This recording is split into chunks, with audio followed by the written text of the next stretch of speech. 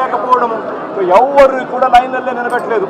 అందరినీ కూడా ఒక గ్రూప్గా ఫామ్ చేసి ఒక చోట కౌంటర్ ఎదురుందనో కౌంటర్ పక్కన అందరినీ పెట్టి ఆ తర్వాత అందరినీ కూడా టయానికి ఇచ్చిపెట్టే కార్యక్రమం చేస్తారు.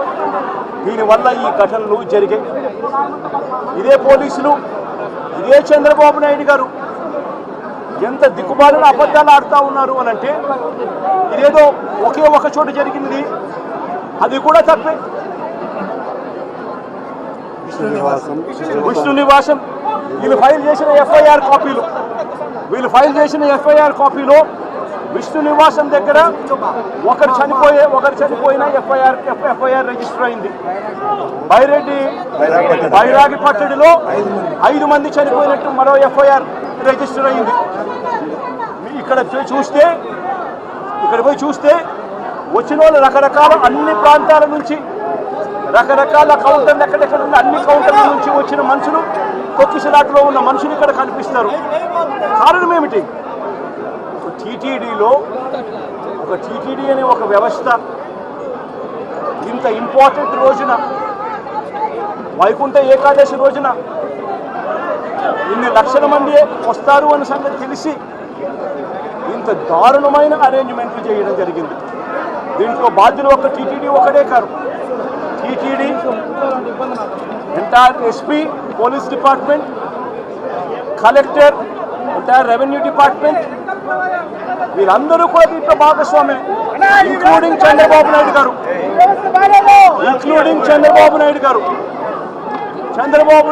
సొంత జిల్లా అన్న సంగతి తెలుసు. చంద్రబాబు నాయుడు గారి ప్రతి సంవత్సరం ఈ వైకుంఠ ఏకాదశి నాడున ఎన్ని లక్షల మంది జనాభా వస్తారన్న సంగతి తనకు తెలిసి ఉన్నా కూడా తన ప్రోగ్రాం 6వ తారీఖు, 7వ తారీఖు, 8వ తారీఖు తన ప్రోగ్రాం పెట్టుకొని ప్రత్యామ్నాయ అరేంజ్మెంట్ తాను చేయకుండా పోలీసులు మొత్తం తన అరేంజ్మెంట్ల కోసం తను పిలిపించుకొని ఇక్కడ గాలికి వదిలేసిన పరిస్థితుల మధ్య ఈ ఘటన చోటు చేసుకోవడం జరిగింది. ఈ ఘటనలో ఇప్పటికే 6 మంది చనిపోవడం జరిగింది. హాస్పిటల్లో ఉన్న వాళ్ళను అందరినీ కూడా పరామర్శిస్తే దేవుని దయ వల్ల ఇప్పుడు హాస్పిటల్లో ఉన్న వాళ్ళు అయితే మాత్రం మరి సీరియస్గా చనిపోయేంత పరిస్థితిలో ఉన్న వాళ్ళు ఎవరూ లేరు అన్నది తెలుసుకోవడం సంతోషం. కానీ తీరా చూస్తే దాదాపుగా రుయా హాస్పిటల్, ఈ హాస్పిటల్ అన్ని చోట్ల కలుపుకుంటే దాదాపుగా కనీసం అంటే ఉజ్జాయింపుగా నెంబర్లు చెప్తా ఉన్నారు. ఇక్కడైతే 35 మంది చెప్తా ఉన్నారు. రుయా హాస్పిటల్లో ఎంతమంది ఉన్నారు అన్న సంగతి నాకు ఇంకా పూర్తిగా నెంబర్లు చెప్పలేదు. అక్కడి నుంచి ఇక్కడికి పంపించినారు అని చెప్పి నెంబర్లు చెప్తా ఉన్నారు. ఇక్కడ 2 చనిపోయినారు, రుయా హాస్పిటల్లో 4 చనిపోయినారు అన్న ఇన్ఫర్మేషన్ ఉంది. దాదాపుగా ఉజ్జాయింపుగా 50-60 మంది తొక్కిసలాటలో గాయాలై ఉన్న పరిస్థితుల మధ్య పేషెంట్ కనిపిస్తూ ఉన్నారు.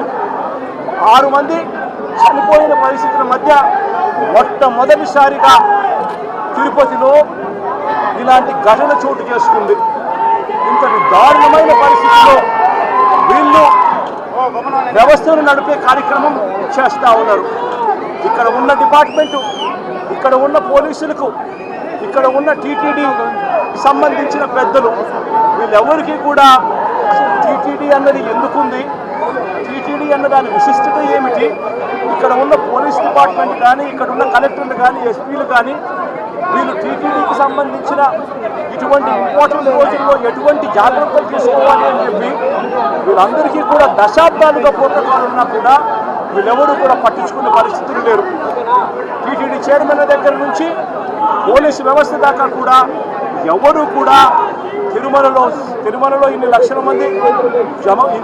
మంది వస్తూ ఉన్న నేపథ్యంలో వాళ్ళకి ఏ రకమైన సెక్యూరిటీ కల్పించాలి, వారికి ఏ రకమైన వసతులు కల్పించాలి అన్న ఆలోచన ఎవ్వరికీ లేదు. కనీసం ఆ కౌంటర్లలో నిలబడి ఉన్న ప్రజలకు ఆ పార్కుల్లో ఇక్కడ ఉన్న వాళ్ళని పేషెంట్లను అడిగితే అన్న 9 గంటలకు వచ్చినామన్న ఆ పార్కులో అన్నే ఉన్నాము, పార్కులో పెట్టారు, కనీసం నీళ్లు కూడా ఇవ్వలేదన్నా అని చెప్తున్నారు. అంటే